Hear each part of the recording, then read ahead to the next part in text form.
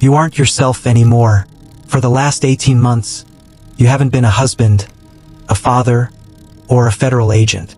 To the world, you're Vinny the Ghost Rossi, a high-stakes thief with a short fuse and a talent for making problems disappear. Right now, you're sitting in the back of a refrigerated truck in Brooklyn. Opposite you sits Tony 2x Salerno. He's looking at you with eyes that have seen too many people die. Tony leans forward, his face shadowed by the low amber light. He asks you, "You're quiet tonight, Vinny. Something on your mind?" You feel the cold sweat against the recording device taped to your chest. If he sees it, you're dead before you hit the ground. You have to make a choice. Speak or act. Welcome to the cost of power. This is your life as an undercover FBI agent inside the mob. It didn't start with glamour. It started with a room in Quantico and a man in a suit telling you that your life was over. To infiltrate the mob, you don't just go undercover. You undergo a total personality transplant. The FBI spent 6 months building your legend. They bought you a backdated history, a fake criminal record, a bankrupt construction business, even a fake ex-wife who hates you. Your wedding ring hits the desk, slide away forever. The files of your real life, John, are shredded into dust. You are no longer John, the federal agent. You are Vinny, the ghost. Your first rule?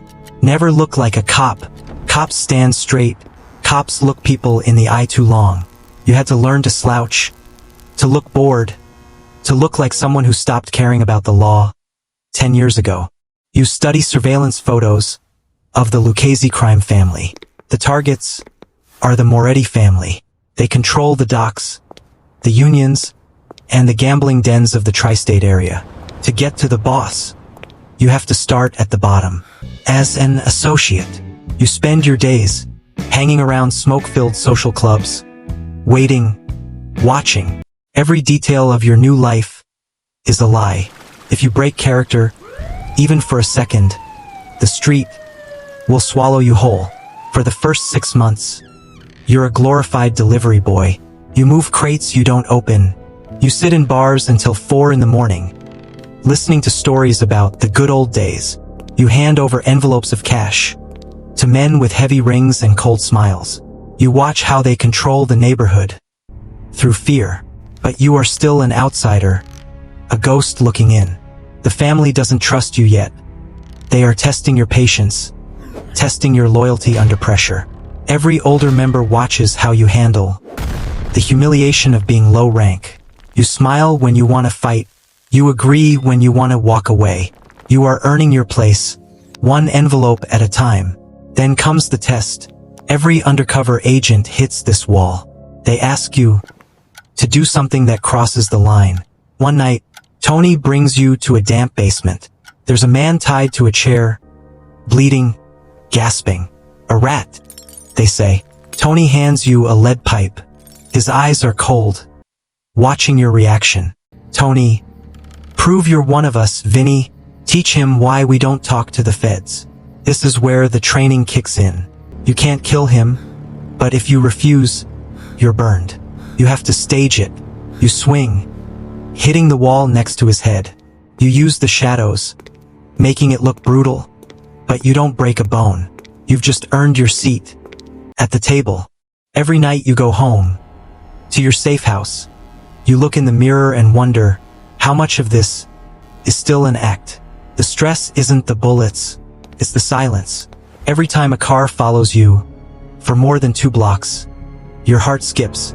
Every time a boss says, "Let's take a walk," you wonder if this is the walk you don't come back from.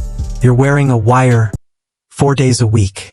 It's itchy, it's hot, and it's a death sentence if found. You've learned the undercover lean, tilting your body away during a hug so they don't feel the battery pack hidden in your waistband. One pat, one touch, can end your life. You start to like them. That's the most dangerous part. Tony helped you.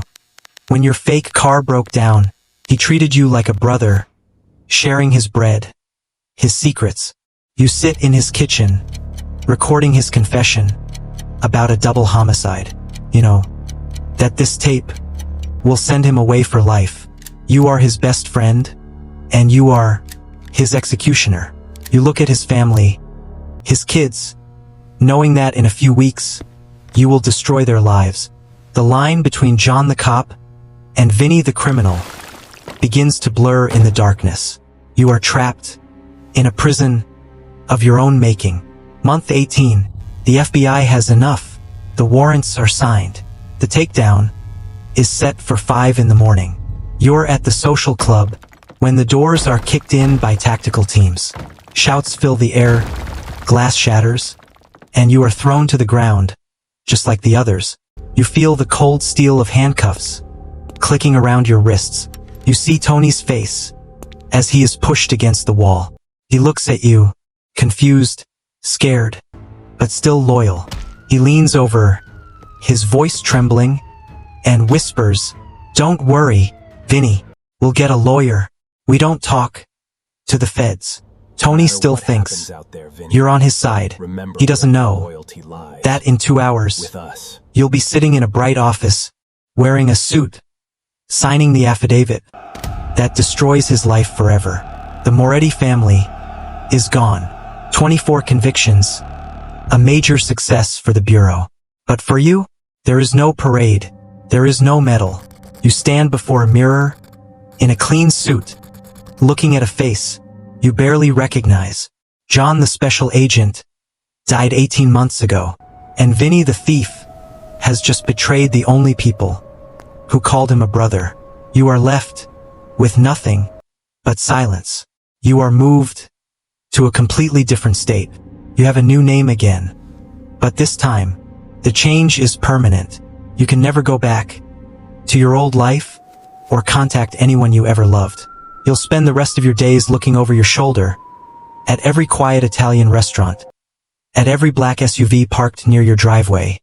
For the rest of your life, you spent so long playing a ghost that you finally became one. John is dead, Vinny is gone, and only a shadow remains.